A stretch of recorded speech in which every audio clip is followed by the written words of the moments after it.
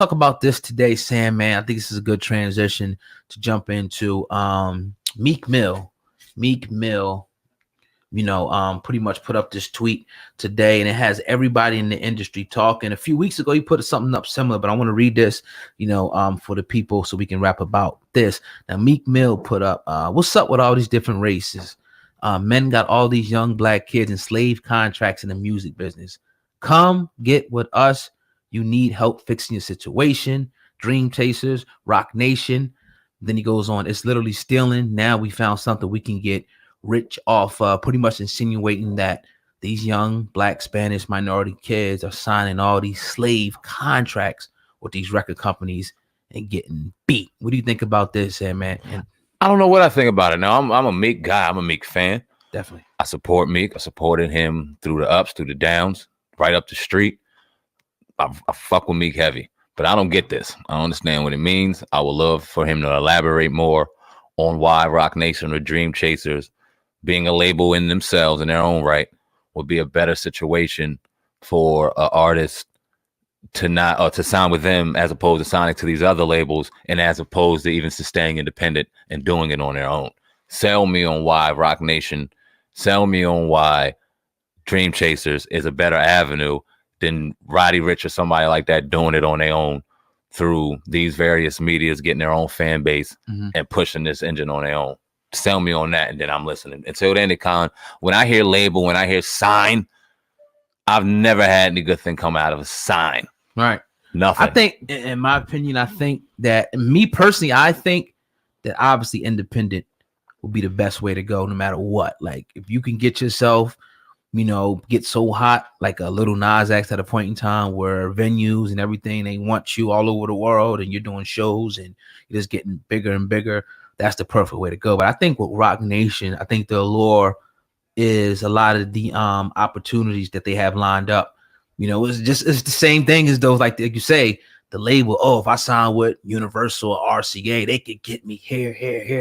It's the same exact thing with Rock Nation. When you got people like Yo Gotti, Moneybagg Yo, Meg Thee Stallion, these people up and coming in the game, they say, oh, nah, I want to go to a different stage. Meek Mill, I want to go to I got the possibility to cross this threshold to making a few million, to making maybe hundreds of millions, at some point, because I'm going to get more exposure in these different areas. And possibly the contract situations are better with Rock Nation. I don't know.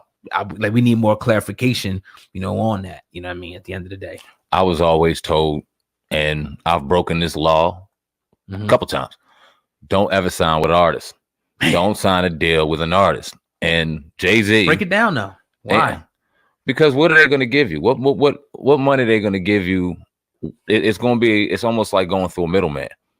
So why would you want your product cut in half before you even receive it? Right. You want it whole. You want it nice. It's your work. Right. And then you don't know if there's any ramifications of that bread being split between not only you, but pieces involved within that major label. Right. So it's almost like low-hanging fruit you're grabbing.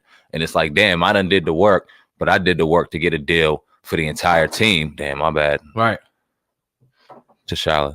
I did this for everyone else. Right. And I cut my product 3 or 4 ways. Now I'm diluted my own product when I could have been selling it out of my trunk and getting that Blue Magic raw and making all the money. Yeah.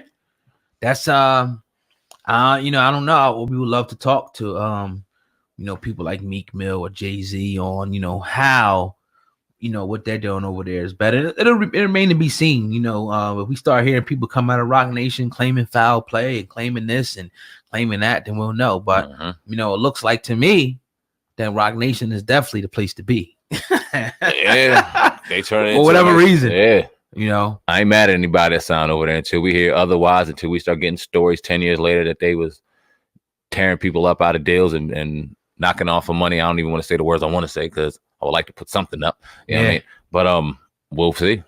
Yeah, definitely. So shout out to Meek, man, and he's doing some positive things right now, as we know. Super Bowl weekend is coming up. I'm sure he'll be doing a lot of shows down there. But one thing we said we'll be looking at is the Super Bowl halftime. We had this whole controversy with Jay-Z and him pretty much joining up with the NFL to make social change at halftime, using a halftime show, using that platform. So we definitely look to see exactly what Jay-Z rolls out for the Super Bowl halftime show this year. I don't give a damn about the halftime show, man. Oh man. Oh God, you don't care about the halftime. Everybody show. watches the halftime No, you show. don't. Some people watch No, it just you for the don't. halftime. Not me. I'm saying some people So do. you lying like a motherfucker. You go blaze for the Yeah, I don't 30 care minutes about it. after that show. And that's the thing, man. That's almost why I was like a slap in the face back in August when we heard it was about to be the halftime show. Because Jay-Z know good and goddamn well don't nobody watch the halftime show. What's going to happen there that's going to have eyes on it?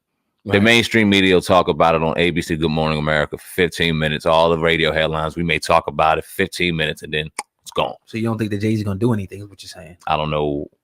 Not this round. Man. Not this round. What, next year? I don't know how long the deal is, but not this round. I would really like to see, though, man, to be honest. I do want to see one of these dudes go for an NFL team, man. Whether it be Diddy, Jay-Z. I think Larry Fitzgerald, he bought a stake, and I forget, maybe the Phoenix Suns, if I'm not mistaken. But okay. Yeah. Makes sense like somewhere in Arizona. Right. So, but yeah, I would like to see one of these brothers, take a step up and do that. You see that happening anytime soon? Jay-Z in the NFL? Diddy? Yeah. No. The good old boys club. I mean, you got to get in there. And who's going to go out for you to get in? Right. I don't know. If Snyder don't get his shit together, I would love to see that, but I don't see it. Like, dude, it's too much money. Even the worst of the worst is making bread. They ain't leaving that, man. And then it's like, are you going to be good at it? Just because you get a team don't mean, I'm not saying that he could be great at it, but I'm just saying just because you buy a team don't mean you're going to put the right people in place, like hiring the right GM, the coaching staff, and getting the right talent evaluator. Don't mean that just because you buy a team. Right. There's a lot of stuff that goes there. You got to know sports, you got to know football, and you got to even better put the right people in place to get the job done. Maybe he is doing that, I guess, with Rock Nation and music, but sports is a whole nother animal. And you see, man, in a lot of these sports, in particular football, they're passed down the generation. You see Stephen Jones, Al Davis, a lot of these owners. The Maras out in New York. Mm-hmm. You got the Hunts out in KC. Yep. Who's out in the Rooneys out in Pittsburgh. They passing these Jones down from generation to generation. There ain't no way to get up in there like it is the NBA or even MLB. They do the same thing. They passing them down generation to generation. So it's not going to be easy, but we got to start with GMs, get them big enough, build enough. And then when there is a crack, there is something open, like you've seen the GM in Jacksonville grab something, or if there's a new franchise that'll pop up, because I do see in the next 10 years, if the NFL continue to go where they go, there'll be another franchise, there'll be another sports team in one of these various areas. Buy for one of those quick, get your name in the stake, win that bid, and that's how we'll start. But they're not going to get a team that's already out there. I doubt it. Yeah, definitely. I definitely 100%, agree with you there. I want to turn our attention to this next story today. While we were sleeping, Offset, pretty much was detained, and pretty much I'm gonna play the video, then I'll give people the backstory first. Here we go.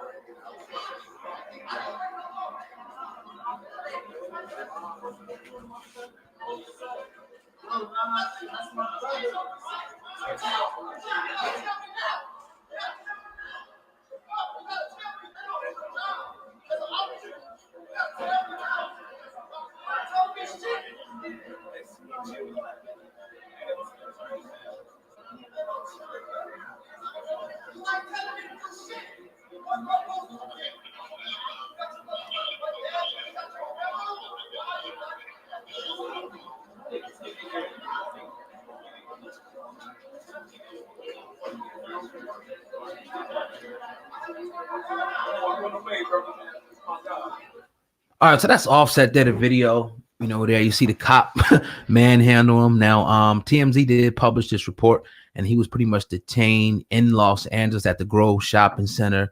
Now, apparently somebody had a gun. They're saying a person fled with a gun down there, and they jumped on Offset for whatever reason. His people came out and said that these guns didn't belong to him. That's all we pretty much have on the story right now. There's been no updates further than that. He did go on to say, I didn't break the law. We seen the video. If you're going to arrest me, he was just going back and forth with the police officer at the end of the day, pretty much didn't know why he was being arrested. So Offset, man, I could say as long as we had this podcast, we probably had at least 5 times with Offset has Yeah, been he might be arrested probably more or than that. detained. Yeah, at least. So I don't know what's going to happen with this brother, but I don't know why he keeps finding